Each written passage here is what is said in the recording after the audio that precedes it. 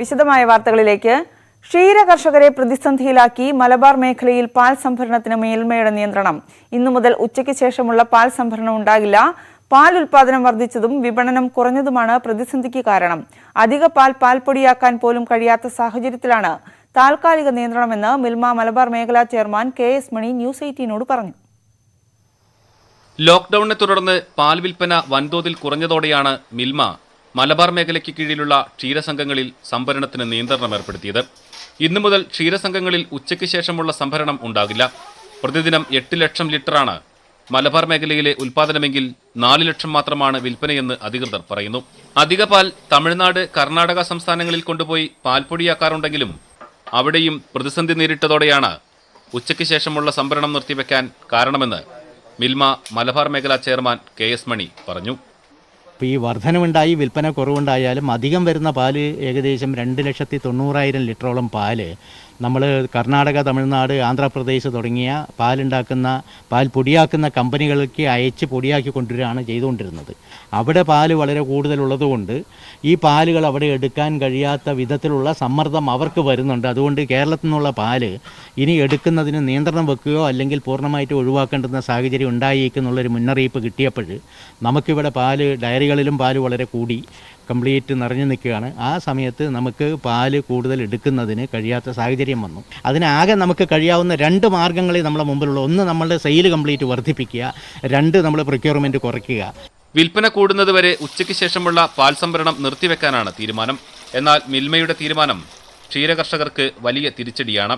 നിലവിൽ നഷ്ടം നേരിട്ടാണ് മുന്നോട്ട് പോകുന്നതെന്നും പുതിയ തീരുമാനം ഇരട്ടി നഷ്ടമുണ്ടാക്കുമെന്നും ക്ഷീരകർഷകർ പറയുന്നു. പറഞ്ഞ പാലിന് ഒഴിച്ചു കളയേണ്ടി വരും. അല്ലാതെ വേറെ എന്താ വഴി? ഈ തീറ്റ കൊടുക്കാതിരിക്കാൻ പറ്റുമോ? കന്നുകൾക്ക് തീറ്റ കൊടുക്കണം. ആ തീറ്റ കൊടുക്കുന്നതൊക്കെ നഷ്ടം തന്നെയാണ്. ഈ എടുക്കാതിരുന്നാൽ അതിലേറെ നഷ്ടം. ഇതിനൊക്കെ ഞങ്ങൾ നഷ്ടപ്പെടുക തന്നെ. പ്രശ്നപരിഹാരത്തിന് സർക്കാർ ഇടപെടണമെന്നാണ് കർഷകരുടെ ആവശ്യം. ന്യൂസ് 18 പാലക്കാട്. കാസർഗോഡ് നീലേശ്വരം പാലായി ഷട്ടർ കം ബ്രിഡ്ജ് നിർമ്മാണം പൂർത്തിയായി. സർക്കാർ അധികാരമേറ്റയുടൻ ഷട്ടർ കം ബ്രിഡ്ജ് നാടിന് സമർപ്പിക്കും. 1957 EMS സർക്കാരാണ് നീലേശ്വരം തേജസ്വിനി പുഴയ്ക്ക് കുറുകെ ഷട്ടർ കം ബ്രിഡ്ജ് വിഭാവനം ചെയ്തത്. മലബാറിന്റെ പിന്നാക്കാവസ്ഥ പരിഹരിക്കാൻ നിയോഗിക്കപ്പെട്ട ചന്ദ്രഭാനു കമ്മീഷന്റെ സുപ്രധാന നിർദ്ദേശമാണ് നീണ്ട കാത്തിരിപ്പിനൊടുവിൽ പൂർത്തിയായത്. 65 കോടി രൂപ ചെലവിൽ നബാർഡിന്റെ സഹായത്തോടെയാണ് പാലായി റെഗുലേറ്റർ കം ബ്രിഡ്ജ് പണി തുടങ്ങിയത്. പാലായി താങ്കേക്കടവിൽ 227 മീറ്റർ നീളത്തിലും 8 മീറ്റർ വീതിയിലുമാണ് പാലം. 17 ഷട്ടറുകളാണ് ഇതിനുള്ളത്. ഷട്ടറുകളെല്ലാം ഓട്ടോമാറ്റിക് സംവിധാനത്തിലാണ് പ്രവർത്തിക്കുക. നീലേശ്വരം നഗരസഭയ്ക്ക് പുറമെ കിനാനൂർ, കരിന്തളം, ചെറുവത്തൂർ, പിലിക്കോട്, കയ്യൂർ, ചീമേനി എന്നീ സമീപ പഞ്ചായത്തുകൾക്ക് കൂടി പദ്ധതി ഉപകാരപ്പെടും. പദ്ധതിയിലൂടെ 18 കിലോമീറ്ററോളം പ്രദേശത്ത് ഉപ്പുവെള്ളം കയറുന്നത് തടയാൻ സാധിക്കും. 2.75 മീറ്ററാണ് റെഗുലേറ്ററിന്റെ സംഭരണശേഷി. 2 ലക്ഷം ഘനമീറ്റർ വെള്ളം സംഭരിക്കാനും 4866 ഏക്കർ കൃഷിയിടത്തിൽ ജലസേചനം മെച്ചപ്പെടുത്തുവാനും സാധിക്കും. 2018 ഒക്ടോബർ 15 ഉദ്ഘാടനം ചെയ്ത പ്രവൃത്തിയാണിപ്പോൾ പൂർത്തീകരിച്ചിരിക്കുന്നത്. ന്യൂസ് 18 നീലേശ്വരം. പേരുമേട്ടിൽ 20 വർഷത്തിലധികമായി അടഞ്ഞുകിടക്കുന്ന തേയിലത്തോട്ടങ്ങൾ തുറക്കാൻ സർക്കാർ നടപടി സ്വീകരിക്കുമെന്ന പ്രതീക്ഷയിലാണ് തൊഴിലാളികൾ. കഴിഞ്ഞ 4 പതിറ്റാണ്ടിലേറെയായി തോട്ടം മേഖലയിൽ പ്രവർത്തിക്കുന്ന വാഴൂർ സോമൻ ഇത്തവണ പീരുമേട്ടിൽ നിന്ന് MLA ആയതും പ്രതീക്ഷ വർദ്ധിപ്പിക്കുന്നു. 2000 മുതലാണ് പീരുമേട്ടിൽ തോട്ടം പ്രതിസന്ധി തുടങ്ങുന്നത്. ലോണ്ട്രി, ചീന്തലാർ, ബൊണാമി, കോട്ടമല എന്നീ തോട്ടങ്ങളാണ് ഇപ്പോഴും അടഞ്ഞുകിടക്കുന്നത്. കഴിഞ്ഞ സർക്കാരിന്റെ കാലത്ത് തൊഴിൽ മന്ത്രി പലതവണ തോട്ടങ്ങൾ സന്ദർശിച്ചിരുന്നു. തോട്ടം ഉടമകളുമായും തൊഴിലാളി നേതാക്കളുമായും പലവട്ടം ചർച്ച നടത്തിയെങ്കിലും നടപടിയൊന്നും ഉണ്ടായില്ല. വാഴൂർ സോമൻ MLA ആയതോടെ തോട്ടം പ്രതിസന്ധിക്ക് പരിഹാരമുണ്ടാകുമെന്നാണ് തൊഴിലാളികളുടെ പ്രതീക്ഷ.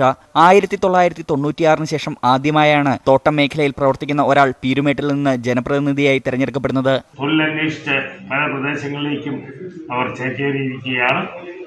തോട്ടത്തിന്റെ പ്രവർത്തനം സുഗമമായി കഴിഞ്ഞാൽ അവരിൽ ബഹുഭൂരിപക്ഷം പേരും മടങ്ങി വരും. തൊഴിൽ വകുപ്പിന്റെ ചുമതല ഏറ്റെടുക്കുന്ന മന്ത്രിയുമായി ബന്ധപ്പെട്ട് പൂട്ടിക്കിടക്കുന്ന തോട്ടങ്ങൾ എത്രയും വേഗം തുറപ്പിക്കുന്നതിനുള്ള കൂടിയാലോചനകൾ നടത്തുന്നതാണ് എന്ന തുറക്കാത്ത തോട്ടങ്ങൾ സർക്കാർ ഏറ്റെടുക്കുകയോ സൊസൈറ്റി രൂപീകരിച്ച് നടത്തുകയോ വേണമെന്നാണ് തൊഴിലാളികളുടെ ആവശ്യം. പ്രവർത്തിക്കുന്ന തോട്ടങ്ങളിൽ പോലും കൃത്യമായി ശമ്പളം നൽകുന്നില്ല. ഇതിന്റെ പേരിൽ പലയിടങ്ങളിലും സമരങ്ങളും നടക്കുന്നുണ്ട്. ഇതിനെല്ലാം പരിഹാരം കാണാൻ പുതിയ സർക്കാർ ഇടപെടുമെന്ന പ്രതീക്ഷയിലാണ് തൊഴിലാളികൾ. ന്യൂസ് 18 പീരുമേട്. നാട്ടുവർത്തമാനത്തിൽ ഇനി കാർഷിക കേരളം.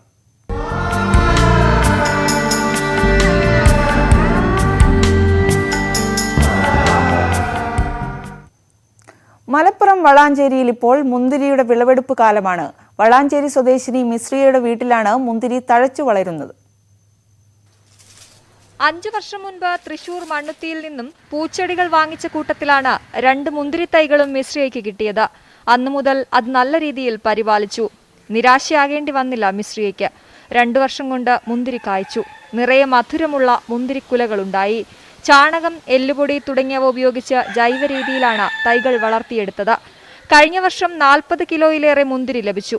കാലാവസ്ഥ പ്രതികൂലമായതോടെ ഇത്തവണ വിളവ് കുറവാണെന്ന് മിശ്രിയ പറയുന്നു. ഇതോടൊന്നും ഉണ്ടാവില്ല, നാട്ടിലെ കാലാവസ്ഥക്ക് ശരിയാവില്ല എന്നൊക്കെ. ഞാൻ പറഞ്ഞു എന്തായാലും ഒരു കൊല മുന്തിരിയെങ്കിലും ഉണ്ടായിട്ട് കാണാൻ ഒരാഗ്രഹം. അങ്ങനെ ശ്രമിച്ചു നോക്കിയതാണ്. അപ്പോൾ പിന്നെ ആദ്യത്തേതിൽ തന്നെ ഒരുപാട് ഉണ്ടായി. എല്ലാവരും പറഞ്ഞ ആദ്യത്തേൽ ഇങ്ങനെ ഉണ്ടാവാറില്ല എന്ന്, കണ്ടവരൊക്കെ നല്ല അഭിപ്രായമായിരുന്നു. വിളവെടുക്കുന്ന മുന്തിരി ബന്ധുക്കൾക്കും സമീപ വീടുകളിലേക്കുമെല്ലാം വിതരണം ചെയ്യാറാണ് പതിവ്. മുന്തിരിത്തോട്ടത്തിനു പുറമെ വിവിധ ഇനം കോഴികൾ, കാട, അലങ്കാര പൂച്ചെടികൾ, ഫലവൃക്ഷ തൈകൾ തുടങ്ങിയവയും വീടിന് ചുറ്റും ഒരുക്കിയിട്ടുണ്ട്. ന്യൂസ് 18 വളാഞ്ചേരി. പാലക്കാട് വടകരപ്പതിയിൽ ഹോർട്ടികോർപ്പ് കർഷകരിൽ നിന്നും പച്ചക്കറി സംഭരണം ആരംഭിച്ചു. ഇടനിലക്കാരുടെ ചൂഷണം മൂലം മുടക്കുമുതൽ പോലും കിട്ടാതെ കർഷകർ പ്രതിസന്ധി നേരിട്ടതോടെയാണ് ഹോർട്ടികോർപ്പിന്റെ ഇടപെടൽ. 3 രൂപയ്ക്കും 6 രൂപയ്ക്കുമെല്ലാം പച്ചക്കറി വിറ്റഴിക്കേണ്ടി വന്നതോടെ പണിക്കൂലി പോലും കിട്ടാതെ കർഷകർ പ്രതിസന്ധിയിലായിരുന്നു. ലോക്ക്ഡൌണിന്റെ പേരിൽ ഇടനിലക്കാർ വില കുറച്ചതിന് പുറമെ വിൽപ്പന കുറഞ്ഞതും പ്രതിസന്ധിക്ക് കാരണമായി. പല കർഷകരും പച്ചക്കറി നശിച്ചു പോകാതിരിക്കാൻ സൗജന്യമായി വിതരണം ചെയ്തു. ഈ സാഹചര്യത്തിലാണ് വടകരപ്പതിയിൽ ഹോർട്ടികോർപ്പ് പച്ചക്കറി സംഭരണം ആരംഭിച്ചത്. ഒന്നിടവിട്ട ദിവസങ്ങളിലാകും പച്ചക്കറി ഏറ്റെടുക്കുക. സർക്കാർ നിശ്ചയിച്ച തറവില നൽകിയാകും പച്ചക്കറി ഉൽപ്പന്നങ്ങൾ സംഭരിക്കുക. ഹോർട്ടികോർപ്പ് നടപടി ഏറെ ആശ്വാസമാണെന്ന് കർഷകർ പറയുന്നു. കൃഷിഭവന് കീഴിലുള്ള ക്ലസ്റ്ററുകൾ മുഖേന പച്ചക്കറി ഉൽപ്പാദനത്തിന്റെ വിവരങ്ങൾ ശേഖരിച്ചതിന് ശേഷമാണ് സംഭരണം ആരംഭിച്ചിട്ടുള്ളത്. ന്യൂസ് 18 പാലക്കാട്. ലോക്ക്ഡൌൺ കാലത്ത് ദുരിതത്തിലായ കുടുംബങ്ങൾക്ക് 3.5 ടൺ കപ്പ നൽകി മലപ്പുറം പള്ളിക്കലിലെ കർഷകൻ. വിളവെടുത്ത കപ്പ അയൽവാസികൾക്ക് നൽകിയ ശേഷം അവശേഷിക്കുന്നവ സേവാഭാരതി പ്രവർത്തകർക്ക് കൈമാറി. ഇവ സേവാഭാരതി പ്രവർത്തകർ പ്രദേശത്തെ വീടുകളിലെത്തിച്ചു നൽകും. ലോക്ക്ഡൌണിൽ ദുരിതത്തിലായ കുടുംബങ്ങൾക്ക് കരുതൽ തീർത്തിരിക്കുകയാണ് തേഞ്ഞിപ്പലം പുത്തൂർ സ്വദേശിയായ സുബ്രഹ്മണ്യൻ. സ്വന്തം കൃഷിയിടത്തിൽ നിന്ന് വിളവെടുത്ത 3.5 ടൺ കപ്പയാണ് സൗജന്യമായി നൽകിയത്. വിളവെടുത്തതിൽ ശേഷിക്കുന്നവ പള്ളിക്കലിലെ സേവാഭാരതി കോവിഡ് ഹെൽപ്പ് ഡെസ്കിന് കൈമാറി. ഇത് സേവാഭാരതി പ്രവർത്തകർ പ്രദേശത്തെ വീടുകളിലെത്തിച്ചു നൽകും. പള്ളിക്കൽ പഞ്ചായത്തിലെ മികച്ച കർഷകനുള്ള അവാർഡ് കരസ്ഥമാക്കിയിട്ടുണ്ട് സുബ്രഹ്മണ്യൻ. ന്യൂസ് 18 കൊണ്ടോട്ടി. കനത്ത മഴയിൽ വിളവ് നശിക്കുമെന്ന് ഭയന്ന കപ്പ കർഷകർക്ക് സഹായവുമായി കണ്ണൂരിൽ ഡിവൈഎഫ്ഐ. കപ്പ വിളവെടുക്കാനും വിപണി കണ്ടെത്താനും മൊകേരി പഞ്ചായത്തിലെ കർഷകർക്ക് സഹായം നൽകിയാണ് പ്രവർത്തകർ മാതൃകയായത്. സാധാരണ ഒരു മാസം കഴിഞ്ഞിട്ടാണ് കപ്പ പറിക്കേണ്ടത്. അതിലൂടെ വെള്ളം കരിക്കാണ്ടി. അപ്പോൾ ഒരു 50 സെൻറ്റിൽ കപ്പയുണ്ട്. അതെല്ലാം വെള്ളം കയറിയിട്ട് വെള്ളത്തിലാണുള്ളത്. സാധാരണ ജൂൺ 1 തുടങ്ങുന്നത്, അതിന് 10-15 ദിവസം മുമ്പിലേ തുടങ്ങി. അപ്പോൾ ഈ കപ്പ വരിക്കുന്ന സമയത്ത് പെട്ടെന്ന് വെള്ളം കയറി കപ്പ കംപ്ലീറ്റ് നശിച്ചുപോയി. അപ്പോൾ ഇവിടുത്തെ ഡിവൈഎഫ്ഐൻ്റെ ആൾക്കാരും പിന്നെ പാർട്സ് ഇതിൻ്റെ അകത്തിട്ടുകൊണ്ട് കുറേ കപ്പ ചിലവാകുന്നുണ്ട്. അങ്ങനെ കുറേ ആൾ വന്ന് എടുക്കുന്നുണ്ട്. മൊകേരി പഞ്ചായത്തിലെ ഈസ്റ്റ് വള്ളിയായി മേഖലയിലെ കർഷകരാണ് മഴ മൂലമുണ്ടായ വെള്ളക്കെട്ടിൽ വിളവ് നശിക്കുമെന്ന ആശങ്കയിലായത്. തുടർന്നാണ് കപ്പ വിളവെടുക്കുന്നതിന് സഹായവുമായി ഡിവൈഎഫ്ഐ പ്രവർത്തകർ രംഗത്തെത്തിയത്. പറിച്ചെടുത്ത കപ്പകൾ പെട്ടെന്ന് തന്നെ ആവശ്യക്കാരെ കണ്ടെത്തി നേരിട്ട് എത്തിച്ചു നൽകി. കർഷകരുടെ പ്രയാസം കണ്ടിട്ടാണ് നമ്മൾ ഡിവൈഎഫ്ഐ പ്രവർത്തകർ ഇനി ഇറങ്ങിത്തിരിച്ചത്. ഓരോ കപ്പകൾ നശിച്ചു പോകുന്നതുകൊണ്ട് തന്നെ നമ്മളിപ്പോൾ ഈ മഴയത്ത് വയലിറങ്ങിയിട്ട് അവർ കപ്പ പൊരിച്ചു കൊടുക്കുകയും നവമാധ്യമങ്ങളിലൊക്കെ ഇട്ട് പ്രചരിപ്പിക്കുകയും ചെയ്തു. അതിനായാണ് കപ്പ ചിലവഴിക്കാൻ കഴിഞ്ഞത്. ഇന്നലെയും ഇന്നുമായി കപ്പ നമുക്ക് കയറ്റി അയക്കാൻ സാധിച്ചിട്ടുണ്ട്. ഇന്നലെ തന്നെ 600ഓളം കിലോ കപ്പ കയറ്റി അയക്കാൻ സാധിച്ചു. ഇന്നും അതുപോലെ തന്നെ 800-900 ഓർഡർ വന്നിട്ടുണ്ട്. 10 ഏക്കറോളം സ്ഥലത്തുള്ള കപ്പ കൃഷിയാണ് വെള്ളക്കെട്ടിലായത്.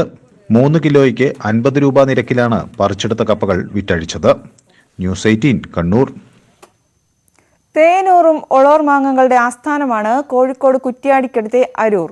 രുചിയേറിയ അരൂർ ഒളോർ മാങ്ങകൾക്ക് കടൽ കടന്നുമുണ്ട് പ്രിയം. എന്നാൽ കഴിഞ്ഞ ഏതാനും വർഷങ്ങളായി ഉൽപാദനം കുറയുന്നതിൽ ആശങ്കാകുലരാണ് കർഷകർ. നാട്ടുമാമ്പഴങ്ങളിലേറെ വിശേഷപ്പെട്ട ഇനമാണ് ഒളോർ മാങ്ങകൾ. രുചിയും സുഗന്ധവുമാണ് ഈ മാമ്പഴത്തെ മറ്റുള്ളവയിൽ നിന്നും വ്യത്യസ്തമാക്കുന്നത്. ഓറഞ്ച് നിറമാണ് ഈ മാങ്ങയ്ക്ക്. 1 നൂറ്റാണ്ട് മുമ്പാണ് ഇരിങ്ങൽ പ്രദേശത്തു നിന്നും അരൂർ ദേശത്ത് ഒളോർ മാങ്ങകൾ എത്തിയതെന്ന് പഴമക്കാർ പറയുന്നു. തുടർന്ന് പ്രദേശത്തെ ചിലർ കൂടുതൽ ഇടങ്ങളിൽ നട്ടു. 6ാം വർഷത്തിൽ മാങ്ങകൾ ലഭിക്കുമെന്നത് ആണ് പ്രത്യേകത. അരൂർ ഭാഗത്തു നിന്നും തലശ്ശേരി മാർക്കറ്റിലേക്കാണ് ആദ്യമായി ഒളോർ മാങ്ങകൾ വിൽപ്പനയ്ക്കെത്തിയത്. തുടർന്ന് വടകര, കൊയിലാണ്ടി മേഖലകളിലേക്കും വിപണനം നടത്തി. പിന്നീട് നാട് കടന്നും അരൂർ ഒളോർ രുചി പടർത്തി. എന്നാൽ കഴിഞ്ഞ കുറച്ചു കാലമായി അരൂരിലെ ഒളോർ മാങ്ങകൾ കാലം തെറ്റിയാണ് പൂക്കുന്നത്. ഇത് കാരണം കർഷകർക്ക് ശരിയായ രീതിയിലുള്ള ആദായ വിൽപ്പന ലഭിക്കുന്നില്ല. മുൻകാലങ്ങളിലൊക്കെ വൃശ്ചികം ധനുമാസങ്ങളിലായിരുന്നു മാവ് പൂക്കാറ്. പക്ഷേ ഇത്തവണ, അതായത് തണുപ്പ് കാലഘട്ടത്തിൽ, പക്ഷേ ഇത്തവണ അതൊക്കെ കഴിഞ്ഞ് 1-2 മാസം കഴിഞ്ഞതിന് ശേഷമാണ് മാവ് പൂത്ത് ഇപ്പോൾ മാങ്ങ, ഇപ്പോൾ ഉണ്ടായിരിക്കുന്ന മാങ്ങ പാകമാകണമെങ്കിൽ എത്രയായാലും 2-3 ആഴ്ച കൂടി വേണം. അപ്പോൾ കർഷകർക്ക് എത്രയായാലും ആ മാങ്ങ ഒരു ഉപകാരപ്പെടും എന്ന് തോന്നുന്നില്ല. കാരണം അപ്പോഴേക്കും മഴയും എത്തും. ദുരിതകാലത്തും കർഷകരുടെ ആശ്വാസമാകേണ്ടിയിരുന്ന വരുമാനമാണ് കാലാവസ്ഥാ മാറ്റത്തിൽ നഷ്ടപ്പെടുന്നത്. ന്യൂസ് 18 കുറ്റ്യാടി. അപ്രതീക്ഷിത മഴയും ലോക്ഡൌണും കാരണം പ്രതിസന്ധിയിലായിരിക്കുകയാണ് വേങ്ങര മേഖലയിലെ തണ്ണിമത്തൻ കർഷകർ. ലോക്ഡൌൺ ആയതിനാൽ വിളവെടുത്ത് വിപണനം ചെയ്യാനാകുന്നില്ല. പാടത്ത് വെള്ളം നിറഞ്ഞതിനാൽ ഇനിയുള്ളത് വിളയുമോ എന്നും അറിയില്ല. കൃഷി നഷ്ടം ഓൺലൈനായി രജിസ്റ്റർ ചെയ്യാൻ സാങ്കേതിക പ്രശ്നങ്ങൾ കാരണം സാധിക്കുന്നുമില്ല. വേങ്ങര കൂരിയാട് പാടശേഖരമാണിത്. വിളഞ്ഞുകിടക്കുന്ന തണ്ണിമത്തൻ ഒരെണ്ണം തന്നെ 6-7 കിലോ വരും. കൃഷി ചെയ്യാൻ തുടങ്ങിയതിൽ വെച്ച് ഏറ്റവും മികച്ച വിളവാണ് ഇത്തവണ ഇവർക്ക് ലഭിച്ചത്. 1 ഏക്കറിൽ നിന്ന് 10 ടൺ വരെ തണ്ണിമത്തൻ കിട്ടി. പക്ഷേ കോവിഡ് വ്യാപനവും ലോക്ഡൌണും കാലം തെറ്റി പെയ്ത കനത്ത മഴയും കർഷകർക്ക് ഇടുത്തിയായി. പാടത്ത് കിടന്ന് കേടുവന്നു പോകരുത് എന്ന് കരുതി പറിച്ചെടുത്ത് കൂട്ടിവെക്കുകയാണ് കർഷകർ. ഇനി എന്തു ചെയ്യണമെന്നറിയില്ല. പ്രതീക്ഷിക്കാത്തുള്ള ഈ മഴയും കാലാവസ്ഥ ഇതും പിന്നെ കോവിഡ്, ഇത് ലോക്ക്ഡൗണ് എല്ലാം കൂടെ ആയപ്പോൾ ഞങ്ങൾ ആകെയുള്ള പ്രതീക്ഷ പോയി. ഞങ്ങൾ പെരുന്നാൾ കഴിഞ്ഞിട്ട് അറക്കാന്നുള്ള ഉദ്ദേശമായിരുന്നു ഞങ്ങളെടുത്തുള്ളത്. അപ്പോൾ ഫുള്ള് ലോക്ക്ഡൗൺ ആയപ്പോൾ പിന്നെ ഒന്നും ചെയ്യാൻ പറ്റാത്ത അവസ്ഥയാണ് ഇപ്പോൾ. ഊരകം മേഖലയിൽ തണ്ണിമത്തൻ വിളവെടുക്കാനാകുന്നതേയുള്ളൂ. അപ്പോഴാണ് കനത്ത മഴ എല്ലാം മുക്കിക്കളഞ്ഞത്. ഇനി ഒരു തരത്തിലും പറ്റില്ല. വെള്ളത്തിൽ മുങ്ങി പറ്റ നശിച്ചു പോയി. മഴ ഇല്ലെങ്കിൽ ഇതാണ് സമയം, ഒരു 10 ദിവസം അത്രേ ഉള്ളൂ. അതിനാണ് മഴ പെയ്തത്. അപ്പോൾ അതങ്ങനെ വിധിക്കാനോ. വേങ്ങര മേഖലയിലാകെ 20 ഏക്കറിൽ തണ്ണിമത്തൻ കൃഷിയിറക്കിയിട്ടുണ്ട്. ഊരകം മേഖലയിൽ 5 ഏക്കറിലും. ശാസ്ത്രീയ രീതിയിൽ കൃഷിയിറക്കാൻ 1 ഏക്കറിന് 60,000 രൂപയിലേറെ ചെലവ് വന്നിട്ടുണ്ട്. കൃഷിനാശം ഓൺലൈനായി രജിസ്റ്റർ ചെയ്യാനാണ് സർക്കാർ നിർദ്ദേശം. സാങ്കേതിക പ്രശ്നങ്ങൾ കാരണം പലർക്കും അതിന് സാധിക്കുന്നില്ല. സർക്കാർ ഇതിപ്പോൾ നാശനഷ്ടത്തിൻ്റെ ഒക്കെ ഓൺലൈനിലാക്കിയിട്ടുണ്ട്. ഓൺലൈനിലാക്കിയിട്ട് ഇപ്പോൾ 2-3 ദിവസമായിട്ട് ട്രൈ ചെയ്യുന്നുണ്ട്. ഒരു രജിസ്ട്രേഷൻ പകുതിയാകുമ്പോഴേക്ക് OTP വരാത്ത പ്രശ്നങ്ങൾ പലതുമായിട്ട്, നെറ്റ്വർക്കിൻ്റെ ഓരോ പ്രശ്നമായിട്ട് ഇതുവരെ കംപ്ലയിൻറ്റ് രജിസ്റ്റർ ചെയ്യാൻ നമുക്ക് പറ്റിയിട്ടില്ല. സർക്കാർ ഇടപെടലാണ് ഈ കർഷകർക്ക് ഇനി ആശ്രയം. തണ്ണീർമത്തൻ കണ്ണീർമത്തനാവുകയാണിവിടെ. അഖിലോട്ട് പറയ്ക്കൊപ്പം CV അനുമോദ്, ന്യൂസ് 18. കഴിഞ്ഞ ദിവസങ്ങളിലുണ്ടായ ശക്തമായ മഴ മൂലം ദുരിതത്തിലായിരിക്കുകയാണ് മത്സ്യ കർഷകർ. കൊട്ടാരക്കര തൃക്കണ്ണമംഗലിലെ വളർത്തു മത്സ്യങ്ങളാണ് മഴയിൽ നഷ്ടമായത്.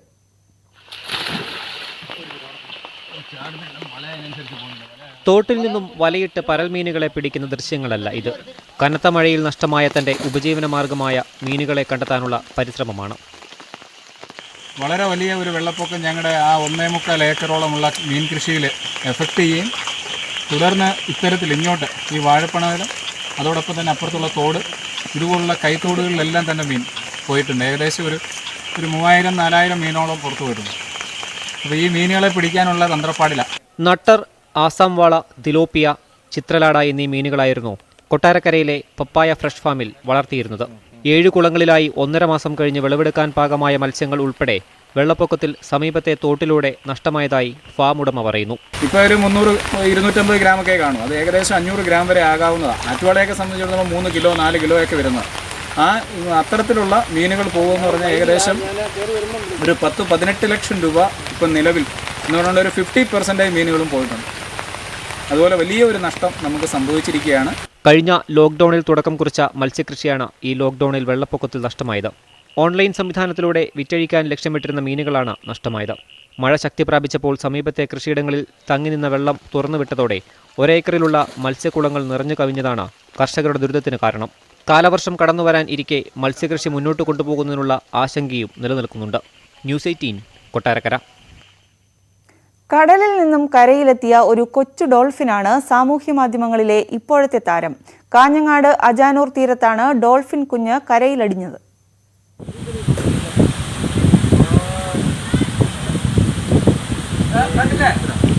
മഹേഷിനും കൂട്ടുകാർക്കുമാണ് ഡോൾഫിനെ കിട്ടിയത്. കരയിലടിഞ്ഞിരിക്കുന്ന കുഞ്ഞൻ ഡോൾഫിനെ മഹേഷ് വീടിനടുത്ത കുളത്തിൽ കൊണ്ടിട്ടു. ഇതോടെ നാട്ടുകാർ കുളത്തിനു ചുറ്റുമെത്തി. കടലിൽ നിന്നും കരയിലെത്തിയ അതിഥിയെ കാണാനെത്തിയവർ പിന്നെ സെൽഫിയും വീഡിയോയുമായി അജാനൂരിൽ നിറഞ്ഞു. നിയന്ത്രണങ്ങൾ ലംഘിക്കപ്പെടുമെന്ന ഘട്ടമായതോടെ മഹേഷ് തന്നെ ഡോൾഫിൻ കുഞ്ഞിനെ കടലിനോട് ചേർന്ന ചിത്താരിപ്പുഴയിൽ കൊണ്ടുവിട്ടു. പുഴയിലിട്ട സമയത്ത് ഒരു 2 മണിക്കൂർ കഴിഞ്ഞിട്ട് അതിൻ്റെ അന്വേഷിച്ച് പോയപ്പോൾ വീണ്ടും അത് കരക്ക് കയറി. എന്നിട്ട് കരയിൽ നിന്നെടുത്തിട്ട് ഇതിലേക്ക് ഇട്ടു. എൻ്റെ അവിടെ നിന്ന് കുറച്ച് ഉഷാറാകുമ്പോൾ ആൾക്കാർ വന്ന് കൂടാൻ തുടങ്ങി. ആൾക്കാർ അതിനടുത്ത് കളിക്കാൻ തുടങ്ങി. അപ്പോൾ കൊറോണ കാലത്ത് ഇനി ആൾക്കാർ കൂടിയ പ്രശ്നമാകുമെന്ന് വിചാരിച്ചിട്ട് അതിനടുത്ത് വീണ്ടും പുഴയിലേക്ക് തന്നെ ഇട്ടു. അപ്പോൾ അത് കടലിലേക്ക് പോയി.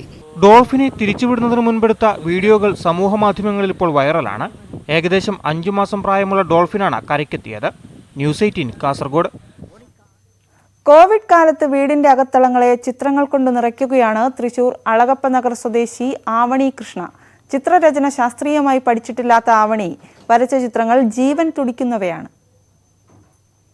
മനസ്സിലെ കവിതകളെ ചിത്രങ്ങളാക്കുകയാണ് ആവണി കൃഷ്ണ. ചിത്രരചന പഠിച്ചിട്ടില്ലാത്ത ആവണി സമൂഹമാധ്യമങ്ങളെയും മറ്റും ആശ്രയിച്ചാണ് ചിത്രങ്ങൾ വരച്ചു തുടങ്ങിയത്. പിന്നീട് ചുമരുകളിൽ വലിയ ചിത്രങ്ങൾ വരച്ചു തുടങ്ങി.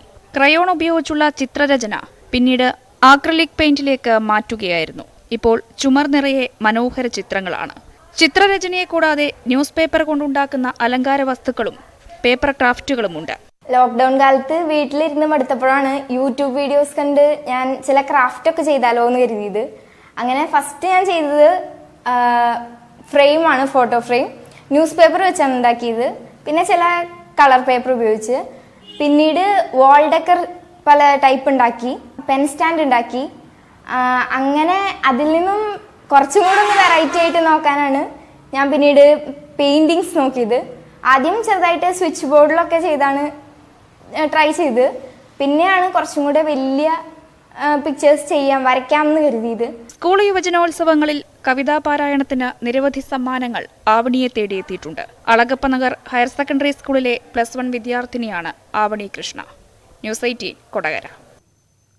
ഇടവേളയ്ക്ക് ശേഷം തിരിച്ചെത്താം.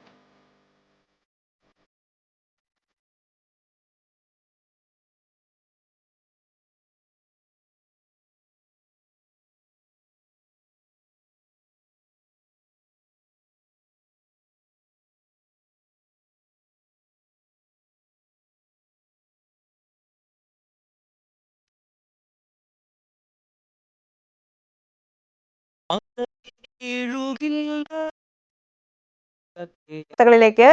പത്തനംതിട്ട കനറ ബാങ്കിൽ നിന്നും കോടികൾ തട്ടിയെടുത്ത കേസിലെ പ്രതി ബിജീഷ് വർഗീസിന്റെ ബന്ധുക്കളെ പോലീസ് ഉടൻ ചോദ്യം ചെയ്യും.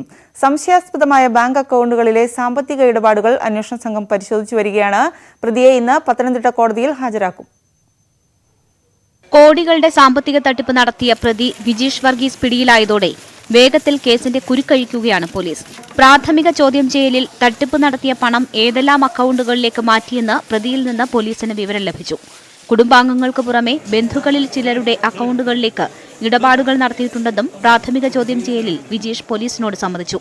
സംശയാസ്പദമായി കണ്ടെത്തിയ ബാങ്ക് അക്കൗണ്ടുകളിലെ വിവരശേഖരണം ഉടൻ പൂർത്തിയാക്കാനാണ് ജില്ലാ പോലീസ് മേധാവിയുടെ നിർദ്ദേശം. ഇതുകൂടി ലഭിച്ചാൽ കേസ് നിർണായക വഴിത്തിരിവിലേക്കെത്തും. പ്രതിക്കൊപ്പം ഭാര്യ സൂര്യതാര വർഗീസിനെ ചോദ്യം ചെയ്യാനും അന്വേഷണ സംഘം ആലോചിക്കുന്നു. കേസ് ക്രൈംബ്രാഞ്ചിന് കൈമാറുന്ന ഉത്തരവിറങ്ങും മുൻപ് പരമാവധി വിവരങ്ങൾ ശേഖരിക്കാനാണ് അന്വേഷണ സംഘത്തിന്റെ ശ്രമം. പ്രതിയെ ഇന്ന് കോടതിയിൽ ഹാജരാക്കി കസ്റ്റഡിയിൽ വാങ്ങാൻ അപേക്ഷ നൽകും. കൂടുതൽ ചോദ്യം ചെയ്യാൻ വേണ്ടിയാണ് കസ്റ്റഡി അപേക്ഷ. 8,13 ലക്ഷം രൂപ തട്ടിയെടുത്ത് കുടുംബത്തിനൊപ്പം നാടുവിട്ട പ്രതിയെ കഴിഞ്ഞ ദിവസം ബംഗളൂരുവിൽ നിന്നാണ് പിടികൂടിയത്. ന്യൂസ് 18 പത്തനംതിട്ട. കനത്ത മഴയിലും കാറ്റത്തും ജീവൻ പണയം വെച്ച് ജോലി ചെയ്യുകയാണ് KSEBയിലെ ജീവനക്കാർ. കോവിഡ് പ്രതിസന്ധിയിലും ഇവർ സദാ പ്രവർത്തന സജ്ജരാണ്. കൊട്ടാരക്കര KSEB സെക്ഷനിലെ ലൈനർമാരായ മധുവിന്റെയും സന്തോഷിന്റെയും പ്രവർത്തനവും ഇക്കൂട്ടത്തിൽ ശ്രദ്ധ നേടുകയാണ്. കഴിഞ്ഞ ദിവസം തിമിർത്തു പെയ്ത മഴയിലും വീശിയടിച്ച കാറ്റിലും ശ്രദ്ധേയമായ പ്രവർത്തനമാണ് KSEB ജീവനക്കാർ നടത്തിയത്. പോസ്റ്റുകളടക്കം നിലംപതിച്ചതോടെ പെരുമഴയിലും വെള്ളക്കെട്ടിലും ഇറങ്ങി വൈദ്യുത ബന്ധം പുനഃസ്ഥാപിക്കുന്നവർക്ക് അഭിനന്ദന പ്രവാഹമാണ്. ഇക്കൂട്ടത്തിൽ ശ്രദ്ധ നേടിയിരിക്കുകയാണ് കൊട്ടാരക്കര ഈസ്റ്റ് സെക്ഷൻ ലൈൻമാൻമാരായ മധുവും സന്തോഷും.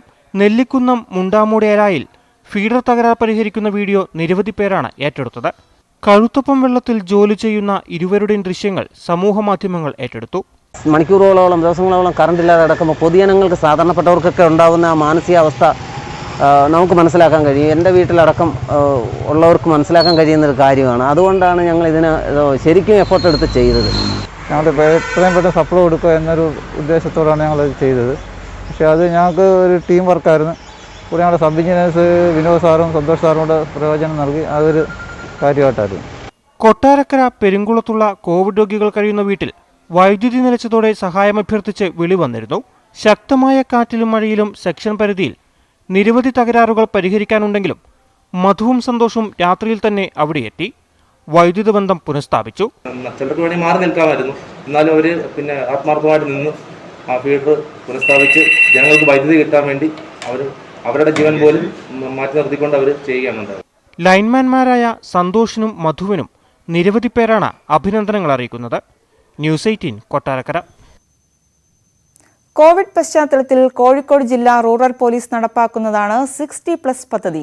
ഇതിന്റെ ഭാഗമായി പോലീസുകാർ വിരമിച്ച പോലീസുകാരുടെ വീടുകൾ സന്ദർശിച്ചു. 60 വയസ്സ് കഴിഞ്ഞവരുടെ ക്ഷേമാന്വേഷണത്തിന്റെ ഭാഗമായായിരുന്നു സന്ദർശനം. കോഴിക്കോട് റൂറൽ ജില്ലാ പോലീസ് മേധാവിയുടെ നിർദ്ദേശപ്രകാരമാണ് 60+ പദ്ധതി നടപ്പിലാക്കുന്നത്. പോലീസ് സ്റ്റേഷൻ പരിധിയിലുള്ള DGP റാങ്ക് വരെയുള്ള റിട്ടയർഡ് പോലീസ് ഉദ്യോഗസ്ഥരുടെ വീടുകൾ സന്ദർശിച്ച് അവരുടെ ക്ഷേമം അന്വേഷിക്കുന്നതിനും കോവിഡ് മൂലമുള്ള ബുദ്ധിമുട്ട് ആരായുന്നതുമാണ് പദ്ധതി. ഇതിന്റെ ഭാഗമായി മുക്കം പോലീസ് സ്റ്റേഷൻ പരിധിയിലെ വിരമിച്ച പോലീസ് ഉദ്യോഗസ്ഥരുടെ വീടുകളിൽ സന്ദർശനം നടത്തി. എല്ലാവരും വളരെ ഈ കൊറോണ രോഗം ബാധിക്കാത്ത രീതിയിൽ വളരെ നല്ല രീതിയിൽ പ്രിക്കോഷൻസ് എടുത്ത് കരുതൽ എടുത്ത് അവർ കഴിഞ്ഞു വരിക എന്ന് മനസ്സിലായി.